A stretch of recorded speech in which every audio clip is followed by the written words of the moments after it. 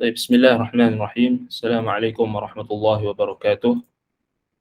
الحمد لله رب العالمين، وبه نستعين على أمور الدنيا والدين، وصلى الله وسلم على نبينا محمد وعلى آله وصحبه ومن سار على نهجه واكتفى بأثره ودعا بدعوته واستنى بسنته إلى يوم الدين. أما بعد.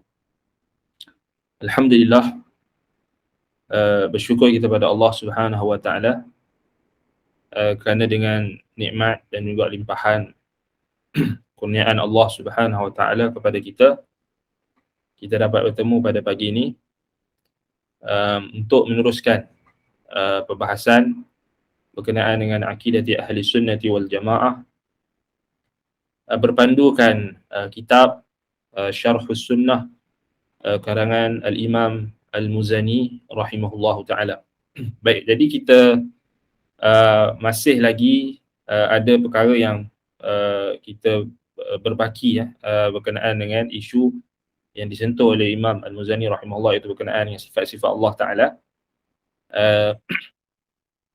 iaitulah perkataan yang terakhir yang kita rasa tak sentuh ataupun kita sentuh secara umum, iaitulah perkataan muallif rahimahullah, la yanal, lepas pada ba'idun bita'azzuzi la yanal alin ala arshihi ba'inun min khalqihi mawjudun wa laysa bima'dum wala bimafqud. Ini kita baca balik yang dia punya teks ni. Kalimat kepada Allah dan kudrah kekuasaannya, kekuasaan Allah, sifat-sifatnya kesemuanya maha sempurna, bukan makhluk-makhluk dan sentiasa kekal, lagi azali, bukannya muhdatsat, bukan perkara baharu dan lenyap, dan bukanlah Tuhan kita itu bersifat dengan sifat yang kurang kemudian dia bertambah. Maha agung sifat-sifatnya daripada menyerupai sifat-sifat makhluk, dan kebijaksanaan makhluk terhad untuk menyifatkannya, yakni mencapai hakikatnya. Dia dekat dengan menyahut permintaan hamba-hambanya, jauh dengan kemuliaannya. Itu maksud ba'idun bi ta'azzuzihi la yanal, dan tidak mungkin dicapai zatnya. Zat dan sifat. Sifat tak mungkin dicapai dari sudut hakikat. Hakikat dia. Makna boleh dicapai, tetapi hakikat sifat Allah tak boleh dicapai. Sama macam zat dia. Tinggi di atas arash, alin ala arshihi, ba'inun min khalqihi. Ini poin yang kita nak sentuh hari ini. Alin ala arshihi, ba'inun min khalqihi. Yang mana sebenarnya muallif dah sentuh dah pada awal perbahasan kita. Muallif dah sentuh pada awal perbahasan berkenaan dengan sifat ulu. Dan kita pun dah sentuh dah berkenaan sifat ulu, tetapi kita nak tengok di sini apa maksud ba'inun min khalqihi. Ba'alin ala arshihi, tinggi di atas arasnya. Yang ni kita dah sentuh. Dan muallif pun dah sentuh awal. Di maknanya kita dah bahaskan berkenaan dengan sifat ketinggian Allah. Yakni tinggi Allah itu di atas arash. Arash berada di langit yang di atas air, yakni lautan raya. Lautan raya. Sebab apa anda kata lautan raya? Sebab dalam hadis Aw'al ni hadis dalam riwayat Imam Abu Daud, Imam Ahmad dan selainnya, disahihkan oleh Ibnu Khuzaimah, Syekhul Islam Ibnu Taimiyah rahimahullah. Imam Abu Daud sendiri sahihkan. Maknanya hadis Aw'al ni hadis yang Nabi SAW bagi tahu tentang tingkatan langit sampai langit yang ketujuh. Kemudian atas langit yang ketujuh tu ada bahrun.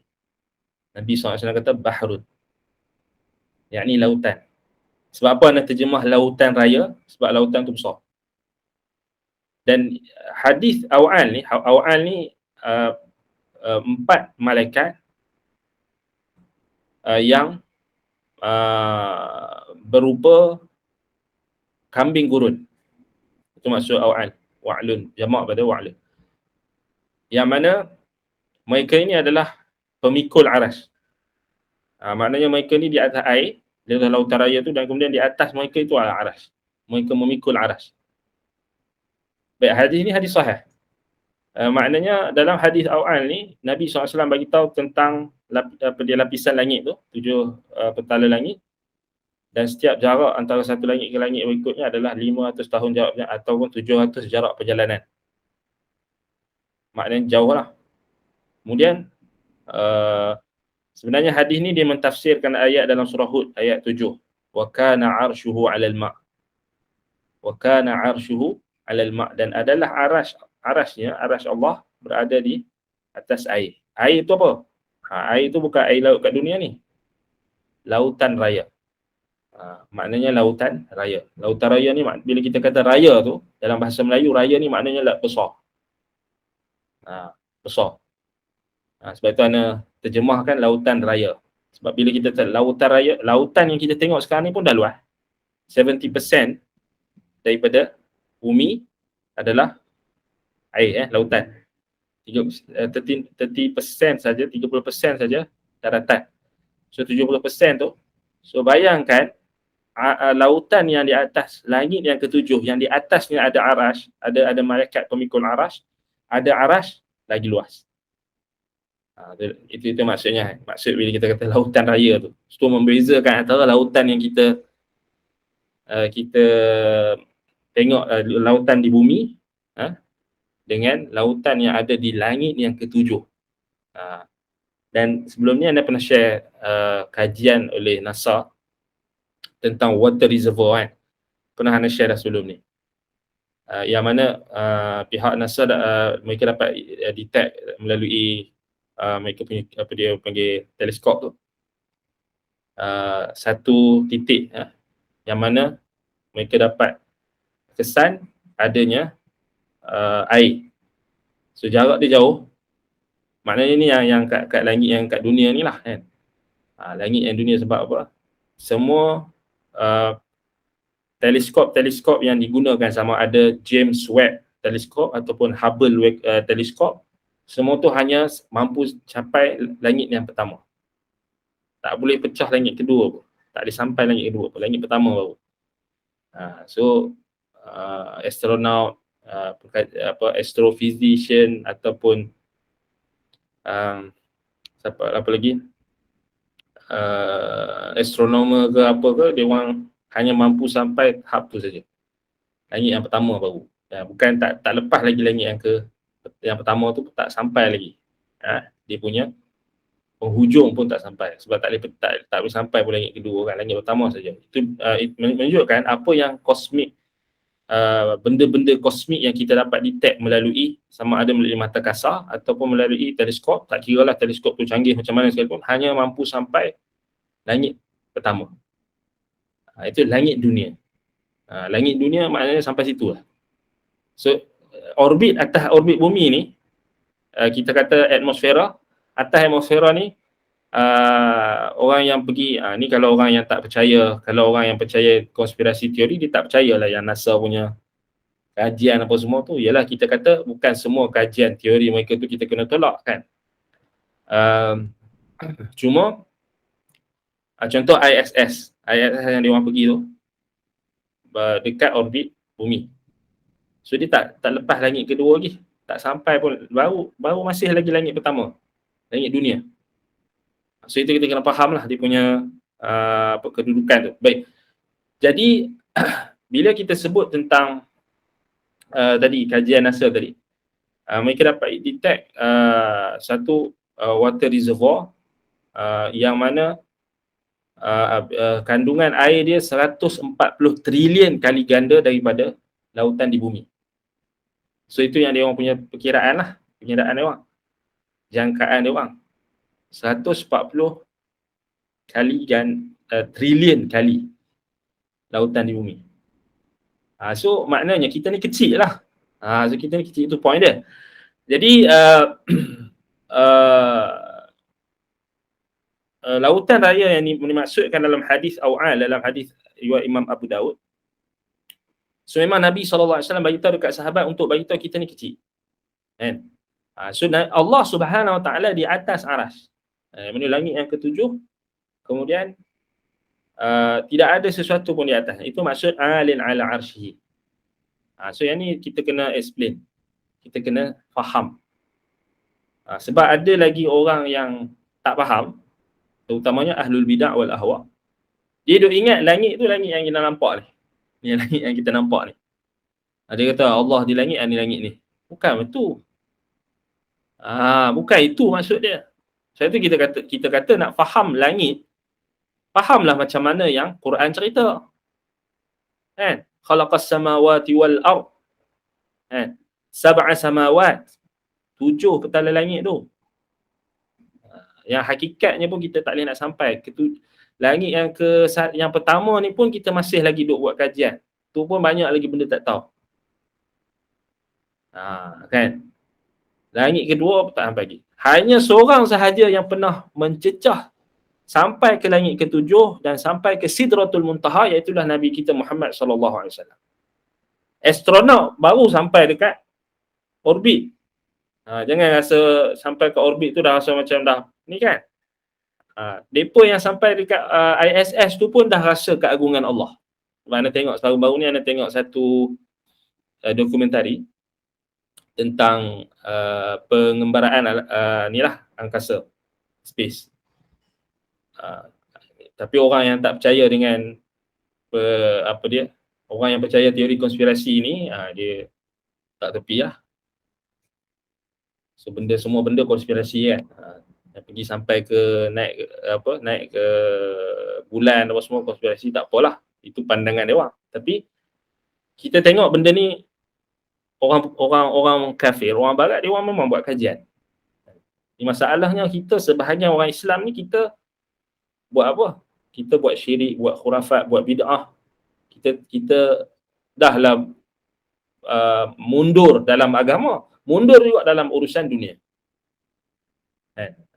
Jadi orang kafir berlumba-lumba buat kajian tentang angkasa lepas, angkasa raya.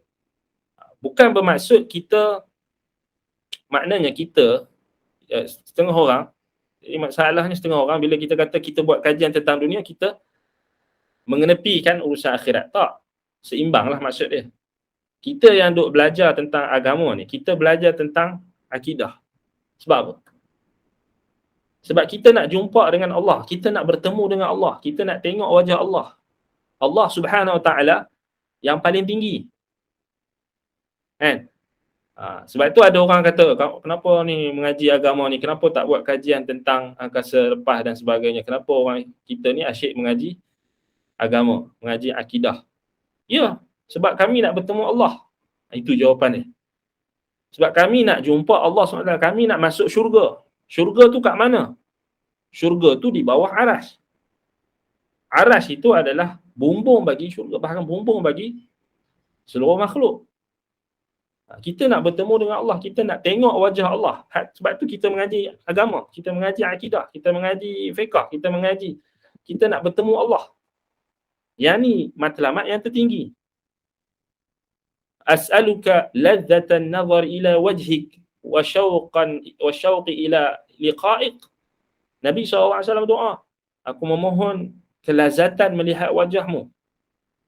Kerana melihat wajah Allah adalah nikmat paling agung dalam syurga. Sebab itu kita kata, tetapi dalam masa yang sama, kita tak boleh abaikan juga, maknanya kena ada orang Islam yang buat kajian tentang angkasa lepas, supaya kita tak mudah diperdayakan dan ditipu oleh orang-orang kafir. Dipanggil fardu kifayah. Bukan maksudnya, tak payah, kita buang terus semua. Itu maksud dia. Last kali kita nak perang macam mana kalau orang kafir, mereka guna satelit. Satelit dia orang hantar satelit dia orang ke angkasa lepas, orbit bumi, dan dia orang boleh kontrol kita. Berapa satelit kita hantar? Dulu Miasat kan, dah habis dah. Miasat tu dah habis dah expired dah, tak tahu pergi mana, hilang. Sebab apa? Sebab kita ketinggalan dari sudut dunia dan akhirat. Sebab bila kita tinggal akhirat, dunia pun habis. Tapi orang kafir tak. Mereka memang tinggalkan akhirat, tapi mereka dapat dunia. Ya memang, dunia mereka milik mereka. Tapi bukan bermaksud kita lepas tangan. Dia orang perang nanti pakai alat-alat yang canggih, kita nak pakai kerih, nak pakai tombak. Sebab tu orang kata kalau ikut yang teori konspirasi apa semua ni, habis lah kan. Semua nak pakai apa? Kerih, nak naik kuda je. Tapi kita akan dijajah. Kita akan terus dijajah sebab kejahilan kita. Kejahilan dari sudut agama kita, akhirat kita, dunia pun kita tak dapat. Kan? Berbeza dengan zaman Bani Abbasiyah, zaman kegemilangan Islam, zaman Bani Umayyah, zaman Bani Abbasiyah, zaman kegemilangan Islam. Umat Islam berlumba-lumba kaji. Mereka kaji. Bahkan banyak penemuan-penemuan moden ni, banyaknya berasal daripada ilmuwan Islam. Banyak berasal daripada orang barat ambil. Tapi masalahnya kita di akhir zaman ni, last sekali, dah nak kiamat, tak payah buat apa. Ni bahaya. Dah kita buat apa? Kita duduk dalam kampung je, kita duduk. Tak payah kita buat kajian, tak payah meneroka, tak payah. Macam tu senang. Biar anak-anak kita bodoh. Biar anak-anak kita tak ada diperbodohkan. Tak ada langsung orang yang nak buat kajian tentang urusan dunia. Tak boleh. Ni kita sekarang ni alami apa? Krisis apa? Bekalan makanan. Bekalan makanan. So, buatlah. Sebab apa kita banyak buat benda yang tak sepatutnya. Jadi ini kita kata keimanan kita kepada Allah Subhanahu Wa Taala sebenarnya sepatutnya memberikan kita ni lebih kita kata lebih berusaha, bersungguh-sungguh untuk memperbaiki urusan dunia dan akhirat kita. Dunia dan akhirat kita. Baik. Jadi itu berkenaan dengan bila kita kata alin ala arsyihi, bukan langit. Bila kata Allah di langit itu bukan langit yang kita nampak ni. Langit yang ketujuh, di atas langit ketujuh tu ada lautan raya. Allah Ta'ala sahaja yang tahu keluasan dia. Itu belum kita compare lagi keluasan Arash tu. Arash lebih kurang 500,000 tahun jarak perjalanan. Kita pun tak boleh nak kira dia punya teritori. Ba'inun min khalqihi. Baik, kata kalau kita tengok dalam syarah berkenaan dengan alin ala arsy ini, tinggi di atas aras ya. Perbahasan tentang sifat ulu dah dibahaskan dalam permulaan risalah ini. Sebab apa muallif diulang dekat sini? Tujuannya untuk takkid. Imam Al-Muzani dia dah bincang awal kan berkenaan dengan sifat ketinggian Allah. Kenapa dia ulang balik dekat sini? Jawapannya untuk takkid, untuk menegaskan. Sebab banyak orang yang menafikan sifat ketinggian Allah. Macam kita lah zaman sekarang ni, Jahmiyah punya ramai. Menafikan sifat ketinggian Allah SWT. Dia kata Allah di mana-mana, ataupun dia kata Allah tidak bertempat, ataupun Allah itu tidak bertempat, tidak di mana-mana, tidak, semua tak ada lah. Last sekali, tak ada. Baik. Sebab itu lepas pada kalau kita tengok lepas pada alin ala arsyihi ni, Imam Al-Muzani terus masuk satu lagi asas akidah yang penting yang perlu kita tekankan, terutamanya pada zaman yang orang golongan ahli ta'til, penafi sifat ni sangat ramai, iaitulah apa? Ba'inun min khalqihi. Bila kita kata alin ala arsyihi ba'inun min khalqihi, kat sini kan, ba'inun min khalqihi, maknanya terpisah daripada makhluknya. So ini untuk membantah pertama sekali golongan ahlul ittihad wal hulul, yakni golongan yang mengatakan bahawasanya Allah itu bersatu dengan alam, ataupun alam itu adalah sebahagian daripada Allah. Sebab itu kita kata Allah terpisah daripada makhluknya. Ba'inun min khalqihi. Ba'inun min khalqihi, ini penting. Sebab itu Imam Al-Muzani lepas pada alin ala arsyihi, lepas pada disebut sifat ketinggian Allah, dia terus sebut terpisah daripada makhluknya. Sebab apa dia terpisah daripada makhluknya? Sebab ada golongan yang sesat yang mengatakan Allah itu ada dalam makhluk.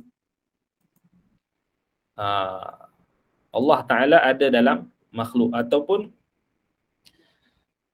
makhluk itu serpihan daripada Allah, limpahan daripada Allah. Maknanya Allah itu ada dalam makhluk lah. Sebab itu kalimat ba'inun min khalqihi ni memang kalimat yang disebutkan oleh ulama salaf. Banyak. Ba'inun min khalqihi. Ba'inun min khalqihi, terpisah daripada makhluknya. Dan ini kalimah yang sahih. Tak ada iskal. Tak ada kemusykilan sebab dia mimbab ikhbar. Mimbab kita nak khabarkan tentang Allah SWT, zatnya tidak ada satu pun bahagian zatnya yang termasuk dalam makhluknya. Dan tidak ada juga pada makhluknya sesuatu pun bahagian daripada zatnya. Kerana dia beristiwa di atas arasy dan dia terpisah daripada makhluknya. Sebab apa ahli ilmu sebut ba'inun min khalqihi ni? Sebab apa? Untuk menjelaskan kebatilan mazhab Jahmiyah yang mengatakan Allah di mana-mana. Allah fi kulli makan. Ta'ala Allahu amma yaquluna 'uluwan kabira. Maha tinggi Allah, maha suci Allah daripada apa yang mereka katakan. Baik, ada satu kisah. Satu kisah yang disebutkan oleh Al-Hafidh Al-Zahabi. Imam Al-Zahabi rahimahullah, kisah ini dinukilkan di dalam kitabnya Al-Ulu li'ali Al-Ghaffar oleh Imam Al-Zahabi. So Imam Al-Zahabi kisahkan satu kisah. Kisah ni tentang seorang qudah, seorang qadi, iaitulah Hisham ibn Ubaidillah Ar-Razi. Bahawasanya satu hari dia telah menjatuhkan hukuman penjara kepada salah seorang Jahmiyah. Tu zaman dulu, qadi ni dia bukan sibuk nikah kahwin saja. Zaman dulu qadi, zaman kegemilangan umat Islam, qadi ni bab sifat-sifat Allah pun mereka akan jatuhkan hukuman kalau salah. Kalau bertentangan dengan Quran dan Sunnah pun boleh kena jatuh hukuman. Qadi zaman sekarang, nikah, cerai, talak, kahwin, tu je lah. Pasal apa? Pasal kita dipisahkan. Kita punya sistem mahkamah tu, sistem perundangan kita memang bukan perundangan Islam 100%. Kita hanya ambil bab muamalah, bab keluargaan saja. Bab lain kita letak tepi, sekular. Ni cerita ni, Imam Az-Zahabi cerita, Hisham bin Ubaidillah Ar-Razi, dia ni seorang qadi. Dia telah menjatuhkan hukuman penjara kepada salah seorang Jahmiyah. Jahmiyah ni siapa? Golongan yang menafikan sifat-sifat Allah. Kata Allah Ta'ala tidak di arasy, Allah tidak di langit, Allah tidak bersifat dengan sifat-sifat yang disebutkan Allah Ta'ala sendiri. Orang nafikan sifat-sifat Allah. Kita bincangkan tentang Jahmiyah ni banyak. Baik, kemudian bila dia dah jatuhkan hukuman dekat si Jahmi ni, lalu dikhabarkan kepada Qadi Hisham ibn Ubaidillah Ar-Razi ni tentang si Jahmi tadi telah bertaubat daripada bid'ahnya. Dah jatuh hukuman, dia pun kata saya bertaubat.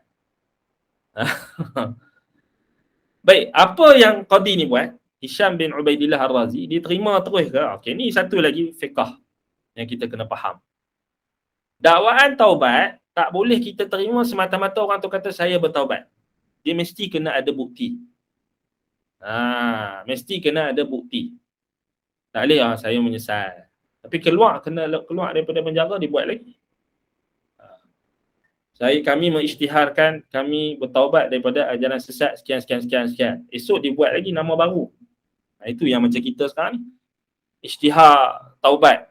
Dulu kan Arqam. Isytihar taubat, dia buat lagi. Masih ada lagi pengikut yang percaya Abu Ya Asy'ari itu sebagai Nabi, sebagai Mahdi. Masih ada. Tapi tak bertaubat dengan sebenar-benar taubat. Dia kata taubat je, taubat depan pejabat agama. Pejabat agama pun lurus benda ya. Okey, bertaubat. Dia pun isytihar kita bertaubat, okey kita bayar zakat dekat pejabat agama, kita tengok ni kami bayar zakat banyak ratus-ratus juta dekat pejabat agama, pejabat agama pun cair. Pejabat agama pun kata, tak apa, kita terima taubat depa.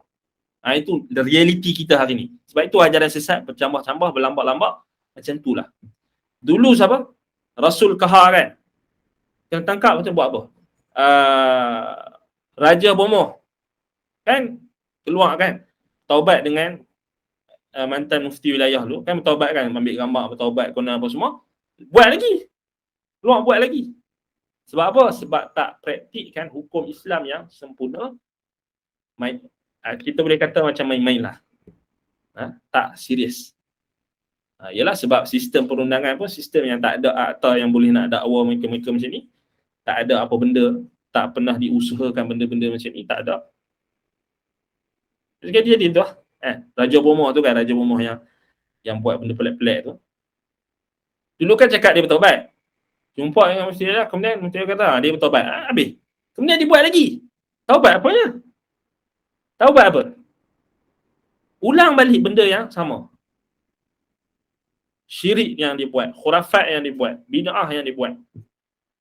Jadi kita kata tak beza. Jadi zaman dulu tengok contoh ni, Hisham Ar-Razi ni, qadi ni, dia tak percaya bulat-bulat. Jahmi tu kata saya bertaubat. Dia tak kata jom kita ambil gambar sikit apa. Kalau zaman sekarang macam tu kan, dia bertaubat, buat press conference, bertaubat. Tapi lepas tu dia buat balik. Ini kita kata tak serius. Hanya nak mungkin nak apa? Nak apa dia populariti, nakkan perhatian, jadi buatlah macam tu.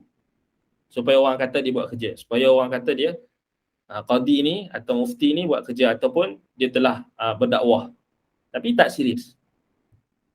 Qadi dulu tengok macam Hisham Razi ni, dia test, dia uji.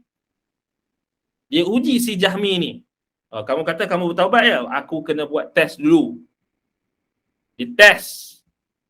Apa bentuk test dia? Apa bentuk ujian dia? Qadi Hisham Ibn Ubaidillah Ar-Razi, dia kata dekat si Jahmi yang ditangkap, dipenjara dan dia mengaku dia bertaubat. Atashhadu anna Allah ala arshihi ba'inun min khalqihi? Ini ujian dia. Ini soalan dia. Wahai Jahmi, kau kata kau bertaubat, aku nak tanya kau satu soalan. Ini kata Qadi Hisham Ibn Ubaidillah Ar-Razi. Adakah engkau bersaksi bahawasanya Allah itu di atas arasnya, terpisah daripada makhluknya? Ini poin dia. Terpisah daripada makhluknya. Atashhadu anna Allah ala arshihi ba'inun min khalqihi.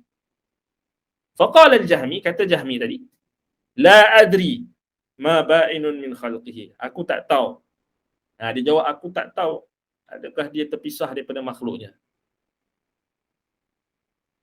Kata Hisham, kata Qadi tadi, ruduhu fa innahu lam yatub ba'd. Masukkan dia balik dalam penjara kerana dia tak bertaubat lagi. Itu dia. Itu dia. Ni baru betul. Nampak tak kat sini kisah ni memberikan kepada kita pengajaran taubat itu mesti kena ada bukti. Lebih-lebih lagi taubat ahlul bidah. Illa alladhina tabu wa aslahu wa bayyanu. Dalam surah Al-Baqarah Allah Ta'ala sebut syarat taubat ahlul bidah ataupun orang yang telah terjerumus dalam maksiat ataupun bid'ah ataupun menyembunyikan sesuatu. Termasuklah ahlul bid'ah menyembunyikan kebenaran. Apa dia? Allah kata illal ladzina tabu wa aslahu wa bayyanu fa ulaika atubu alaihim. Dalam surah Al-Baqarah ayat berapa? Ayat 160.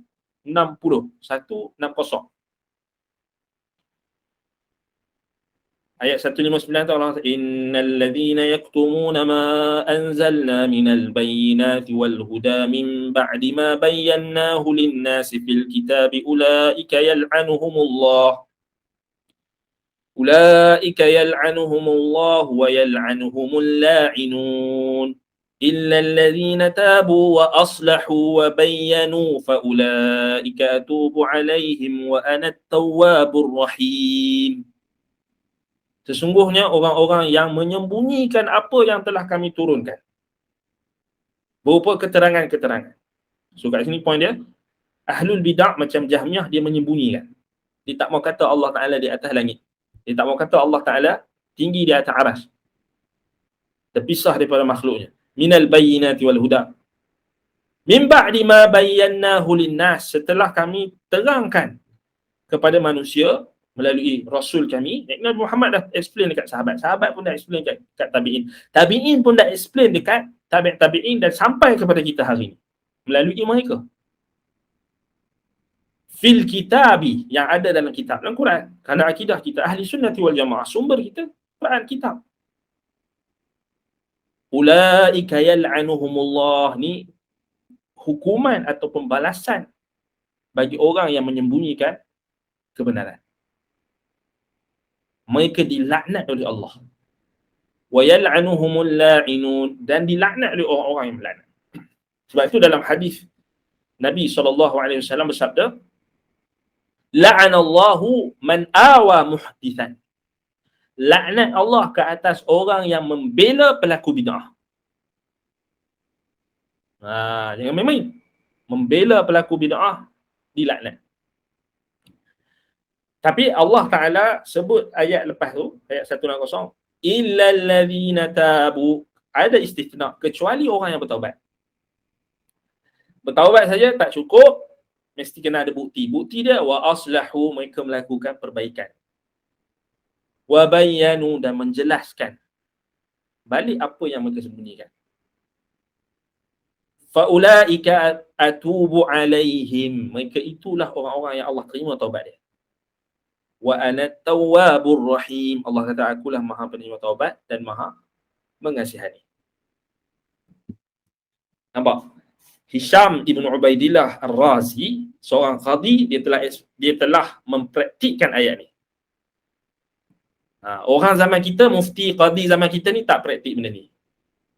Cukup tengok orang tu, saya bertaubat, saya bayar zakat dekat pejabat agama Islam, bla bla bla bla, ratus-ratus bilion juta. Okey, cukup, okey, terima taubat dia. Kadang-kadang rasuah pula. Saya bayar dekat Ma'had Tahfiz Qadi ataupun pusat pengajian yang qadi ataupun ustaz ada. Jadi ustaz kena keluar fatwa kata saya dah bertaubat. Oh, bayar. Rasuah. Wallahu musta'an. Macam tu kita kata rasuah. Sebab apa? Sebab kami bayar dekat pusat zakat bla bla bla negeri sekian. Jadi kena kata kami bertaubat dan kami tak buat dah benda tu. So macam rasuah pula. So corruption ni bukan berlaku dekat ahli politik. Corruption juga berlaku di kalangan orang agama zaman sekarang. Allah musta'an. Sebab tu ada sebahagian yang saki-baki Arqam ni masih ada yang tak bertaubat. Kita tak nafikan ada yang bertaubat betul-betul, tapi ramai juga yang masih lagi ada i'tiqad yang tidak benar, yang bercanggah dengan akidah Islam, seperti keyakinan bahawasanya Abu Ya Asy'ari masih lagi hidup dan akan kembali, macam Syiah lah, Raja'ah kan. Keyakinan bahawasanya Abu Ya Asy'ari itu lebih hebat daripada Nabi ataupun setaraf dengan Nabi ataupun Mahdi dan sebagainya. Allah musta'an wa alaihi atuklan. Sebab itu kata Hisham bin Ubaidillah Ar-Razi Al-Qadi ni, dia kata rudduhu fa innahu lam yatub ba'd. Balik, kembalikan dia dalam penjara kerana dia tak bertaubat lagi. Kalau zaman kita sekarang ni, bayar zakat, okey dia bayar zakat, okey bebaskan dia. Dia dah buat press conference kata dia bertaubat, tapi tak ada bukti. Dia tak barak, dia tak berlepas diri, dia tak kata terang-terang maksudnya dia berlepas diri daripada etikad yang pernah dipegang dulu dan sebagainya. Selagi itulah dia sebenarnya tak bertaubat lagi. Sebab dia tak menepati syarat illal ladzina tabu wa aslahu wa bayyanu. Wa aslahu, islah dengan tabyin, islah dengan menjelaskan kesesatan dia yang terdahulu, berlepas diri daripada kesesatan yang telah lalu, berpegang dengan kebenaran, dia tak ada syarat tu, maka dia tak diterima taubat dia. Maksudnya sebab itulah tengok qadi zaman dulu, dia masukkan balik dalam penjara. Cakap banyak tak ada, pasal engkau masih lagi tak menjawab soalan Bila qadi tu kan tanya dia, atashhadu anna Allah ala arsyihi ba'inun min khalqihi, dia kata la adri ma ba'inun min khalqihi, aku tak tahu Tuhan tu terpisah daripada makhluk, maknanya dia masih lagi Jahmi, dia tak bertaubat lagi, masuk balik dalam penjara. Nampak? Baik. Kemudian kenyataan yang berikutnya, Imam Al-Muzani rahimahullah disebutkan maujudun wa laisa bima'dum. Maujudun wa laisa bima'dum. Maknanya Allah Taala wujud dan bukanlah tiada, wala bimafqud, dan tidak juga mafqud, tidak juga hilang. Kan? Tidak juga hilang. Ini kalau kita tengok balik ini juga sebenarnya nak membatalkan maqalah Jahmiyah, perkataan ataupun pegangan Jahmiyah yang mereka mengatakan Allah tidak di atas, tidak di bawah, tidak di kanan, tidak di kiri, tidak di tepi, tidak wujudlah sekali. Maknanya Allah Taala mereka sifatkan dengan adam, dengan ma'dum, sifat yang tidak ada. Ta'ala Allahu amma yaquluna wa subhanallahi amma yasifun. Maha tinggi Allah daripada apa yang mereka katakan, dan maha suci Allah daripada apa yang mereka sifatkan. Jadi maujudun wa laysa bima'dun wa laysa bima'dum wala bimafqud ni untuk bantah maqalah Jahmiyah juga yang kata Allah tak di mana-mana. Dan kalau tak wujud maksudnya Allah tak wujud lah. Akhir sekali mereka nak kata Allah tak wujud. Itulah yang kemuncak bagi tujuan perkataan Jahmiyah bila mereka menafikan sifat-sifat Allah, dan itu juga dinaskan oleh ulama kita ahli sunnati wal jamaah, ulama-ulama imam-imam ahlul hadis, ahlus sunnah di dalam kitab-kitab akidah. Mereka memang Jahmiyah ni memang mereka tujuan mereka nak kata Allah tak wujud lah, senang cerita. Tak ada sesuatu di atas langit, di atas aras, tak ada. Allah ni tak ada. Itu kemuncaknya. Baik, yang berikutnya iaitulah tentang ajal. Baik, kata Imam Al-Muzani rahimahullah, wal khalqu mayyituna bi ajalihim inda nafadi arzaqihim wa inqita'i atharihim. Baik, maksudnya kata Imam Al-Muzani rahimahullah, makhluk kesemuanya akan mati berdasarkan ajal-ajal yang ditetapkan ke atas mereka, bi ajalihim.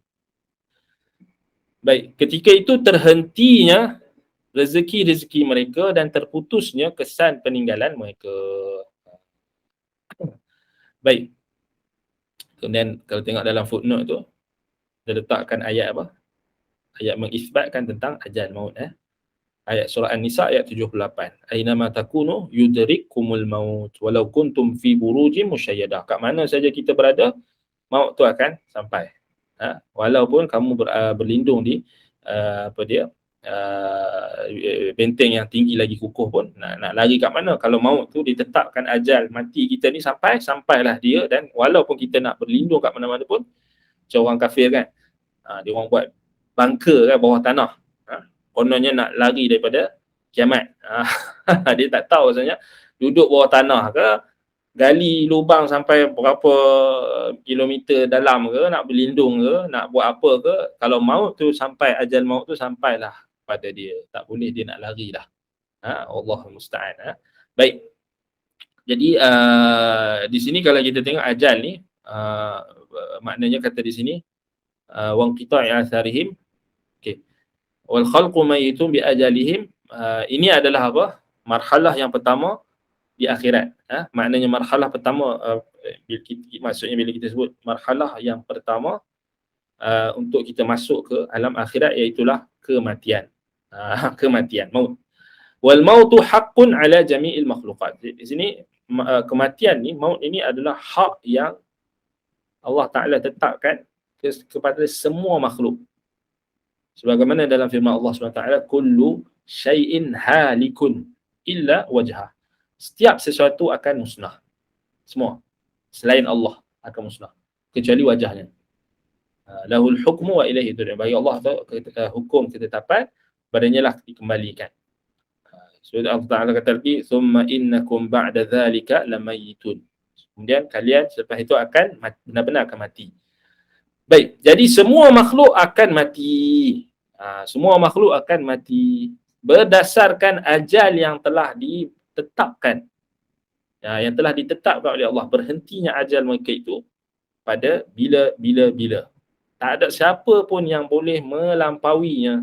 Tak ada siapa juga boleh kautim Nak kau team dengan malaikat maut ke, nak kau team dengan apa, malaikat maut ke, tolong bagi, tak boleh. Tak ada siapa pun yang boleh melampaui ajal yang telah ditetapkan, dan tak ada siapa juga yang boleh mengurangkan. Sebagaimana firman Allah SWT, walikulli ummatin ajal fa idza jaa ajaluhum la yastakhiruna sa'atan wa la yastaqdimun. Bagi setiap umat itu ada ajal. Apabila datang ajal mereka, la yastakhiruna sa'ah. Mereka tak boleh nak lewatkan satu saat. Wala yastakhirun. Dan mereka tak boleh nak segerakan. Mereka tak boleh nak kurangkan, tak boleh nak tambah. Tak boleh nak segerakan, tak boleh juga nak tangguh. Baik. Perkataan Imam Al-Muzani rahimahullah, inda nafadi arzaqihim wa inqita'i atharihim, maknanya apa? Ketika itu terputuslah rezeki-rezeki mereka. Bila kita mati ni habis dah. Dan terputuslah juga kesan-kesan peninggalan. Maknanya tidak akan mati seorang hamba melainkan pasti akan termusnahlah ataupun terhentilah rezekinya. Sama ada harta bendanya, anaknya, ilmunya, sama ada sikit ataupun banyak. Cuma kita akan bincangkan ini pengecualian, maknanya dari sudut yang Nabi SAW sebut tentang apa yang berterusan, pahala, ganjaran. Itu berterusan. Tetapi secara umumnya harta dia pun terputus, anak dia pun terputus, kan? Ilmu dia pun terputus, tetapi ada benda yang ada pengecualian. So itu kita bincangkan kemudian. Baik. Dalil yang kita nak tengok base pada kenyataan Imam Al-Muzani adalah apa yang diriwayatkan oleh Ibnu Mas'ud.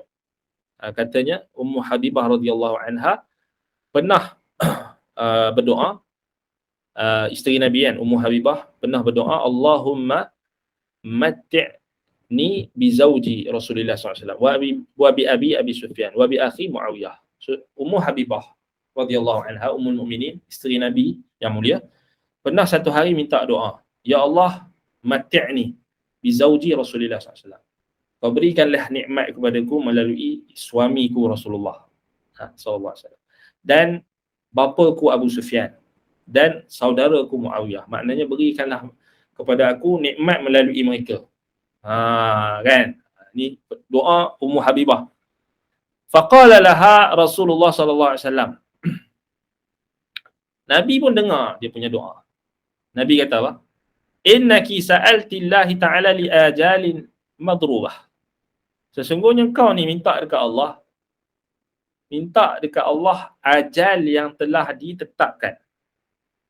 Wa athar mawtu'ah wa arzaqin maqsumah. Dan kesan-kesan yang akan ditinggalkan, dan kau juga minta rezeki yang telah dibahagikan. La yu'ajjilu syai'an minha qabla hillihi. Apa yang kau minta tu sebenarnya takkan boleh disegerakan sebelum masanya. Wala yu'akhiru minha yawman ba'da hillihi. Kau pun tak boleh nak tangguh dia kalau dia dah ditentukan. Maknanya Nabi SAW tegur doa Ummu Habibah tu, maknanya kata tak betul cara kau doa tu. Permintaan kau tak betul. Ya Allah, bagilah aku nikmat melalui suamiku, melalui bapa aku, melalui saudaraku. Doa ni tak boleh. Walau sa'altillaha ta'ala an yu'afiyaka min azabin nar, min azabin fin nar wa azabil fil qabri lakana khairan. Kalaulah engkau, wahai isteriku, kata Nabi SAW, minta dekat Allah afiah, minta dekat Allah semoga Allah bagi keselamatan kepadamu daripada azab dalam neraka dan azab dalam kubur, itu lebih baik. Itu lebih baik. So Nabi SAW bagi tahu dekat isteri dia Ummu Habibah, jangan minta macam tu. Yalah kita minta, ya Allah bagilah aku nikmat daripada suamiku. Maknanya apa? Ya Allah mintalah suami aku bagi aku makan. Ya Allah mintalah suami aku belanja aku. Ya Allah mintalah suami aku beli gelang emas. Macam itulah maknanya mati' ni bi zauji. Ya Allah bagilah aku suamiku ni bagi duit raya dekat aku banyak, contoh. Bagi aku gelang emas. Ya Allah bagi. Itu macam tu seakan-akan permintaan dia. Walaupun tak disebut secara spesifik, tapi mati' ni bi zauji Rasulullah wa bi Abi Sufyan, bi Abi Sufyan, wa bi akhi Muawiyah. Dia minta tu dia bergantung dengan doa dia tu, dia letakkan pergantungan kepada makhluk. Pergantungan kepada Rasulullah, pergantungan kepada suami dia, pergantungan kepada bapaknya Abu Sufyan, pergantungan kepada saudaranya Muawiyah. Ini tak betul. Kalau nak minta, terus minta dekat Allah dan tak ada pergantungan tu. Ya Allah, berikanlah aku afiah, keselamatan. Sebab itu dalam zikir pagi kita minta apa? Allahumma amin rawati. Allah mastur aurati wa amin rawati. Allah mahfadni baina yaday. Kemudian kita minta wa ahli wa mali. Allah mahfadni baina yaday wa ahli wa mali. Dalam zikir pagi kita minta apa?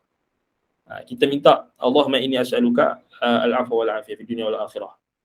Kemudian kita minta Allah mahfazni min baini yaday wa min khalfi wa yamin wa shimal wa min fawqi. Kita minta juga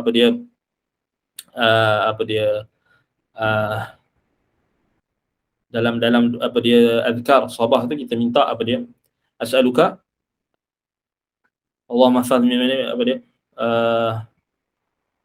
Allahumma inni as'aluka al-'afwa wal 'afiyah fid dunya wal akhirah. Allahumma inni as'aluka al-'afwa wal 'afiyah fid dini wa dunya wa ahli wa mali.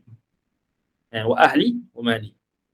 Dan kita minta, Nabi ajar kita minta keselamatan, minta afiah, kesejahteraan dalam dunia kita, dalam agama kita dan juga dalam ahli keluarga kita dan harta benda kita. Kita tak minta ya Allah berikanlah aku kekayaan, ataupun kita tak minta ya Allah berilah aku kerana minta kekayaan, minta nikmat melalui makhluk, itu bukan permintaan yang baik. Sebab contoh kita minta ya Allah bagilah aku gelang emas. Adakah gelang emas tu confirm akan bagi kebaikan kepada kita? Ya Allah bagilah suami aku belanja aku makan. Adakah belanja makan tu confirm akan menyebabkan keselamatan kita? Tak kan? Benda tu kita minta benda yang tak sepatutnya. So kita minta ya Allah berkatilah perbelanjaan suamiku terhadap aku. Itu betul. Ya Allah berilah keberkatan atas belanja yang suamiku beri kepadaku. Ya Allah berkatilah harta suamiku. Ya Allah berkatilah harta kami. Ya Allah berkatilah keluargaku. Itu betul. Bukan kita minta ya Allah bagilah aku anak yang comel. Contoh, ya Allah bagilah aku anak yang comel. Anak yang comel baik ke? Belum tentu baik lagi. Ya Allah berikanlah aku anak. Tak, itu doa yang betul, doa tu harus, tetapi tidak tepat. Kalau Nabi SAW dengar doa kita situ, Nabi akan tegur. Macam yang Nabi tegur Ummu Habibah. Ya Allah berikanlah aku anak yang soleh. Ini betul. Macam doa Nabi Zakaria. Kan? Macam doa Nabi Zakaria. Dia minta apa? Anak yang soleh. Kan? Kalau kita nak minta kebaikan. Terus. Jangan kita minta benda yang kita nak. Minta terus kebaikan. So sebab itu Nabi tegur Ummu Habibah. Nabi kata tak. Kau minta benda yang ditentukan. Tu dah ada dia punya ajal dia. Dah ada rezeki dia. Dah dibahagikan. Kau tak boleh nak segerakan. Tak boleh nak lewatkan. Kita minta ya Allah berilah aku rezeki. Tak, Allah memang akan bagi rezeki. Allah memang akan bagi rezeki. Sebab itu kita kata yang tepatnya ya Allah berikanlah aku rezeki yang halal, rezeki yang berkat. Itu betul. Ya Allah berikanlah aku rezeki yang berkat. Ya Allah bagilah aku kecukupan. Ya Allah bagilah aku kekayaan, rasa cukup. Itu betul. Kan? Sebab itu Nabi kata kalau kamu minta afiah, selamat daripada azab neraka dan juga azab kubur, itu lebih baik. Tengok Nabi SAW ajar. Kan? So, dalam riwayat lain disebutkan kalaulah engkau wahai Ummu Habibah, wahai isteriku, minta lindung daripada azab dalam neraka dan azab daripada kubur, lakana khairan wa afdal. Itu lebih baik dan lebih afdal, lebih utama. Bukan kata tak boleh kita doa macam tu.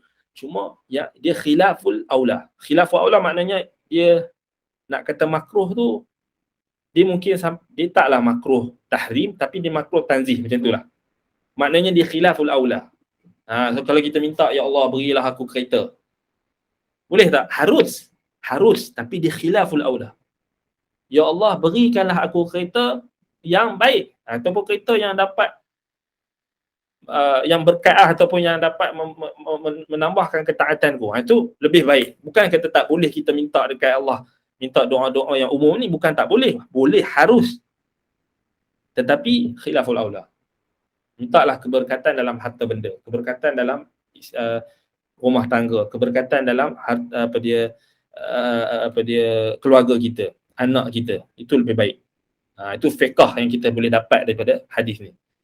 Kan? Orang hari ni dia minta apa? Ya Allah, bagilah aku gaji besar. Kan? Betul, boleh tak minta? Boleh. Tapi adakah gaji besar tu akan menjamin kebaikan dia? Keberkatan dia? Tak. Boleh jadi gaji besar tu akan melingkupkan dia. Wal'iyadzubillah. Sebab itu minta, ya Allah, berikanlah aku rezeki yang baik, rezeki yang halal, rezeki yang berkat. Itu betul. Tak payahlah nak sebut ratus ribu tu, kan? Ya Allah Ta'ala tahulah berapa yang cukup untuk kita, apa yang baik untuk kita. Apa yang baik dia akan bagi, apa yang tak baik mungkin dia tahan dekat kita. So rezeki ni kita tak payah nak pertikaikan. Tak payah pertikaikan, memang dah ditentukan oleh Allah. Cuma kata Nabi SAW, ajmilu fi talab. Kita kena perbaiki cara kita cari rezeki. Cari yang halal, bukan makan benda yang haram, bukan buat benda-benda yang syubhah, kan? Wallahu musta'an. Baik. Jadi saya rasa cukup setakat itu. Kalau ada soalan, baik. Jadi insya-Allah kita sambung pada kelas yang akan datang. Kita akan bincang tentang masalah ajal ni, dan juga berkenaan dengan lepas tu kita akan bincang tentang azab kubur, kan. Azab kubur. InsyaAllah semoga Allah SWT memberkati apa yang kita sampaikan, menjadikan ilmu yang kita pelajari ini akan menjadi hujah yang akan membela kita di depan Allah SWT kelak, bukan hujah yang mendakwa kita. Aqulu qawli hadha wa astaghfirullah li wa lakum. Subhanakallah wa bihamdika, asyhadu an la ilaha illa anta, astaghfiruka wa atubu ilaik. وصلى الله على محمد وعلى آله وصحبه وبارك وسلم. الحمد لله رب العالمين. السلام عليكم ورحمة الله وبركاته.